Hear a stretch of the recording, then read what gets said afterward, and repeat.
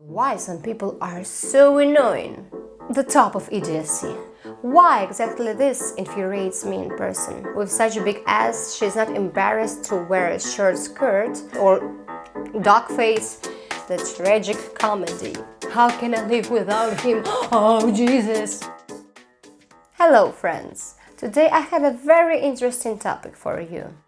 Why does everything infuriate me, and why some people are so annoying? This is not about dealing with toxic people who manipulate you or are rude. This is about how some people and their actions are disagreeable to us. While the person doesn't try to offend us, he simply behaves as he used to.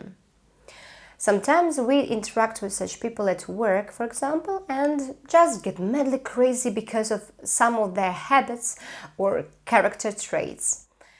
Well, in short, you know well who infuriates you and why. I can congratulate you. Most likely, looking at such person, you are looking in the mirror and see yourself there. This is just a real fact. All psychologists talking about it. I check it on myself. You remember when selfies just appeared? It seemed to me the top of idiocy. I was 20 at that time and I thought, oh God, how stupid it is. Like a monkey in front of a mirror and makes such a dumb face or dog face. Do you know why it annoyed me so much? Because I couldn't allow myself to behave so relaxed and uninhibited in front of people, in social media and even in front of camera. I thought that people would think that I am vulgar or stupid, and I was taking these pictures of myself to demonstrate how beautiful am I. And I was afraid to call myself beautiful not to provoke someone's envy.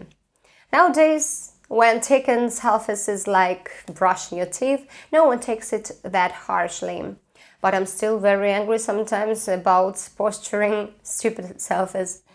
Well, I guess I simply envy the courage of these people who can afford to do what they want in front of camera. So guys, we are enraged by people who have certain qualities that we are. In first case, suppressing. We know that we are greedy, for example, but try not to show it. But other people who don't want to overpay for something and saves every penny enrage us madly. The second option is that we supplant this quality. That is, we are so enraged by our character trait or something in our appearance that we don't even want to notice it in ourselves. But we see it in others. That is, we create a projection on other person. Often we can criticize another person because, for instance, we cannot do something very well and we criticize others regarding their manner of dressing, singing or dancing.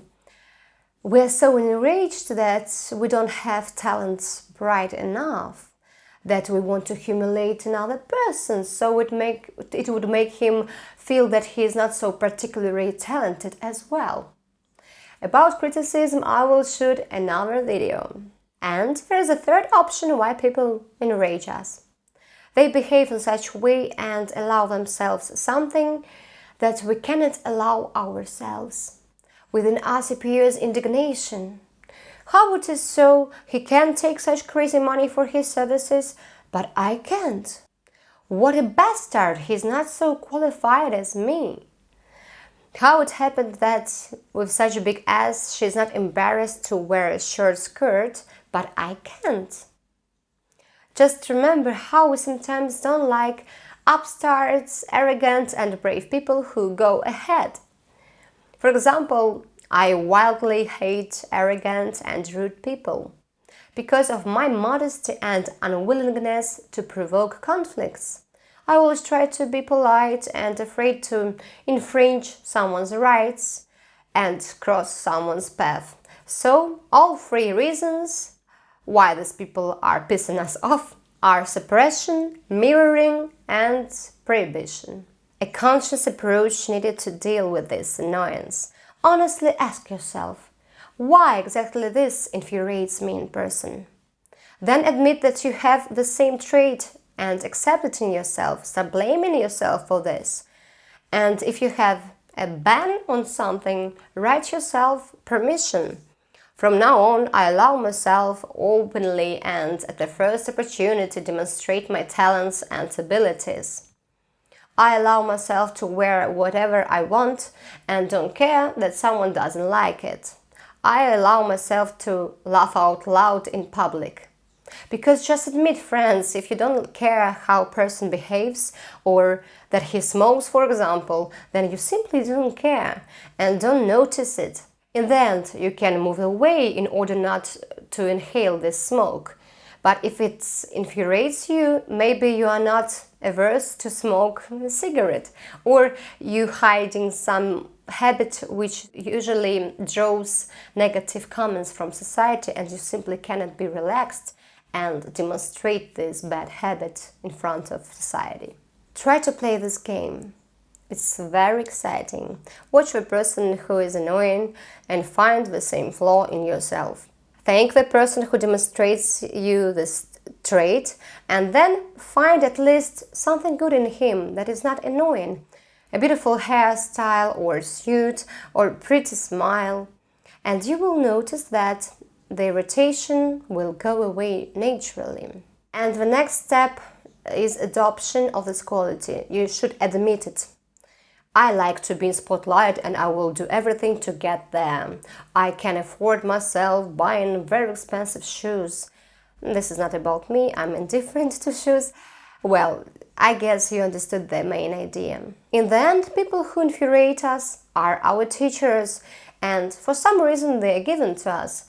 So be smarter and instead of wasting your nerves, learn something new. Keep on developing yourself. The second question is why everything enrages us. Why do I get annoyed because of small matters? This is a completely different topic. It's maybe a manifestation of the disease, neurasthenia.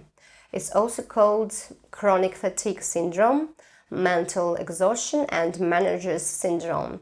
It's peculiar to people who used to overload themselves, to chase after success, for example, to take excessive responsibility, to control everything, and for those who don't know how to delegate matters. The psyche is not able to withstand the load, and person begins to get enraged and he's dancing on needles. Neurasthenia has several stages of development. At the first stage, you notice that everything annoys you, but you have a lot of energy and you're still able to work a lot. But sometimes you start barking at people like a dog. Sometimes you have headaches or insomnia, or you have a feeling that there is not enough air. At the second stage, everything is annoying, but there is no energy to sort the things out. And at the third state, hyperesthesia is set in, the lack of reaction to stimuli. You simply don't care. And this is the protective mechanism of our psyche. So think well, if not only a specific person infuriates you, but everything. Maybe you are working too much. Also, you can bring your emotion to the point of absurdity, so that it becomes funny. You can increase the negative, or you can specifically, like an idiot, start laughing at the situation and at your failure. Ah, how I hate him, what a stupid creature, or oh, I'm so miserable, he left me. I have funerals of love for me, how can I live without him, oh Jesus. Let your emotions out and imagine like you are playing the best dramatic role in your life. Then it won't be a drama but the tragic comedy. I used to be afraid of my emotions. I suppressed a lot. But when I learned that resentment and self-flagellation cause cancer, I've chosen to express my feelings. And anger is not peculiar to me. It happens so that mostly I get either resentment or bitterness. And then I start talking and condemning the person, talking to myself or to my girlfriend until I calm down. When I see that someone writes me bullshit or insults me in message, I take time to react. Usually, I calm down very quickly and just ignore this person, not to lose my nerves in conflict.